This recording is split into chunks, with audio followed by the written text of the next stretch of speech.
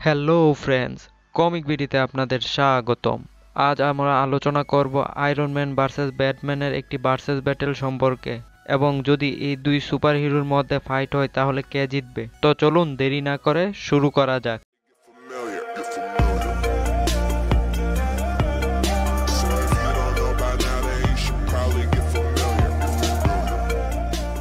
যারা এই ভিডিওটি দেখছেন তারা অবশ্যই সুপারহিরো ফ্যান। সুপারহিরো কমিকের সবচেয়ে বড় দুই কোম্পানি হলো মার্ভেল এবং ডিসি। আজ আমরা ডিসি এর ব্যাটম্যান ভার্সেস মার্ভেলের আয়রন ম্যানের একটি ফাইট করাবো, এবং ভিডিওর শেষে তাদের বেস্ট আর্মার দুটি নিয়েও একটি ভার্সেস ব্যাটেল করানো হবে। প্রথমেই ব্যাটম্যানের পাওয়ার এবং এবিলিটি নিয়ে আলোচনা করা যাক। ব্যাটম্যানের সামনে তার মা বাবাকে হত্যা করা হয়। তারপর থেকে ব্যাটম্যান প্রতিজ্ঞা করেন সে ক্রাইমের বিপক্ষে ফাইট করবে। ব্যাটম্যান কমিকের মধ্যে ধনী সুপারহিরোদের মধ্যে একজন।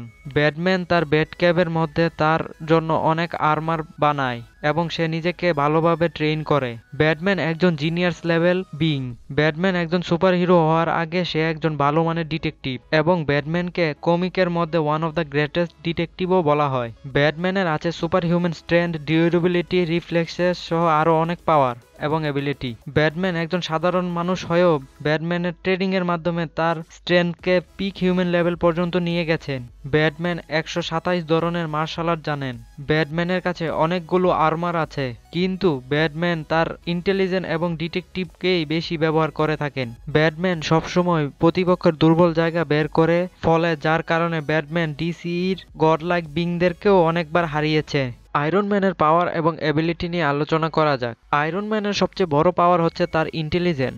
আয়রন ম্যান একজন সাধারণ মানুষ, তার কাছে কোনো আলাদা পাওয়ার নেই। আয়রন ম্যান তার ইন্টেলিজেন্স দিয়ে নতুন নতুন আর্মার বানাতে থাকেন।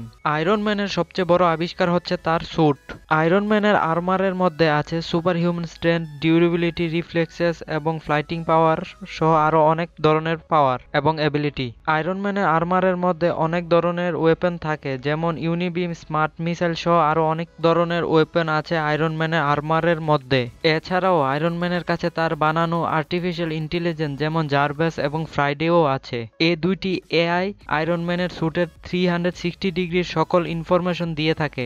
আয়রন ম্যান এবং ব্যাটম্যানের ফাইট আমরা দুই ভাগে ভাগ করব, উইথ প্রিপারেশন টাইম এবং উইদাউট প্রিপারেশন টাইম। প্রথমে উইদাউট প্রিপারেশন টাইম দিয়ে শুরু করা যাক। এই ফাইটের মধ্যে ব্যাটম্যান এবং আয়রন ম্যান তাদের নর্মাল আর্মার ব্যবহার করবে। ব্যাটম্যান ভার্সেস আয়রন ম্যানের ফাইট যদি শুরু হয় তাহলে তারা দুইজন ভালোভাবে লড়াই করবে, কিন্তু ব্যাটম্যানের নর্মাল স্যুট এবং তার ওয়েপন আয়রন ম্যানের বেশি ক্ষতি করতে পারবে না, এবং ব্যাটম্যানের নর্মাল স্যুটের ওয়েপন থেকে আয়রন ম্যানের স্যুট এবং ওয়েপন অনেক শক্তিশালী। আয়রন ম্যান ব্যাটম্যান থেকে এগিয়ে থাকবে আয়রন ম্যানের ফ্লাইটিং পাওয়ারের জন্য, মানে আয়রন ম্যান অনেক দূর থেকে ব্যাটম্যানের উপর অ্যাটাক করতে পারবে, যার ফলে উইদাউট প্রিপারেশন টাইমের উইনার আয়রন ম্যান। এখন উইথ প্রিপারেশন টাইম নিয়ে আলোচনা করা যাক। ব্যাটম্যান যখন প্রথম আয়রন ম্যানের সাথে উইদাউট প্রিপারেশন টাইমে হারবে, তখন ব্যাটম্যান পরের ফাইটের জন্য অবশ্যই প্রিপারেশন নিবে। আর আমরা সবাই জানি ব্যাটম্যান কোনো ফাইটের আগে প্রিপারেশন বা প্ল্যান করার সময় পেলে তাকে হারানো প্রায় অসম্ভব। এর সবচেয়ে বড় উদাহরণ ব্যাটম্যান ভার্সেস সুপারম্যান মুভিটি।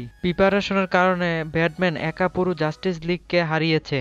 কমিকের মধ্যে প্রিপারেশনের টাইম পেলে আয়রন ম্যানও কিছু না কিছু প্ল্যান বানাবে। কমিকের মধ্যে আয়রন ম্যান যতবার প্রিপারেশন টাইম পেয়ে কিছু প্ল্যান বানিয়েছেন, ততবারই আয়রন ম্যানকে হারের মুখ দেখতে হয়েছে। তাই উইথ প্রিপারেশন টাইমের উইনার ব্যাটম্যান।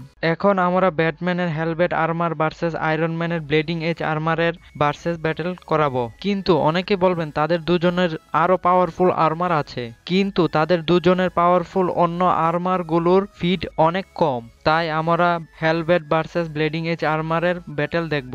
হেলমেট আর্মারকে জাস্টিস লিগের সকল মেম্বাররা মিলে তৈরি করে, এবং এই আর্মারের মধ্যে তারা তাদের পাওয়ার দেয়। সুপারম্যান সূর্যের মধ্যে নিয়ে এই আর্মারটিকে তৈরি করেন। ফ্ল্যাশ স্পিড ফোর্সের পাওয়ার দেয় এই আর্মারের মধ্যে। ফলে হেলমেট আর্মার দিয়ে ব্যাটম্যান ডার্কসাইডের সাথে সরাসরি ফাইট করে। এই আর্মারের একটি উইকনেস আছে, সেটি হলো যে এই আর্মারকে ব্যবহার করবে, এই আর্মার তার লাইফ ফোর্স শেষ করে ফেলবে। মানে ব্যাটম্যান এই আর্মারটি বেশি সময় ব্যবহার করলে ব্যাটম্যান মারাও যেতে পারে। Bleeding edge armor extreme nano technology দিয়ে তৈরি, যার ফলে টনি যে কোনো সময় এই আর্মারটিকে ব্যবহার করতে পারে। এই আর্মার দিয়ে টনি বিভিন্ন ধরনের ওয়েপন এবং শিল্ড তৈরি করতে পারে। কমিকের মধ্যে টনি এই আর্মার দিয়ে রেড হাল্ক, থর এবং হাল্কের সাথে ফাইট করেন। ব্লেডিং এজ আর্মার অনেক ফাস্ট। এই আর্মারটি গ্ল্যাডিয়েটরের রিফ্লেক্সেস এবং স্পিডের সাথে ম্যাচ করছিল।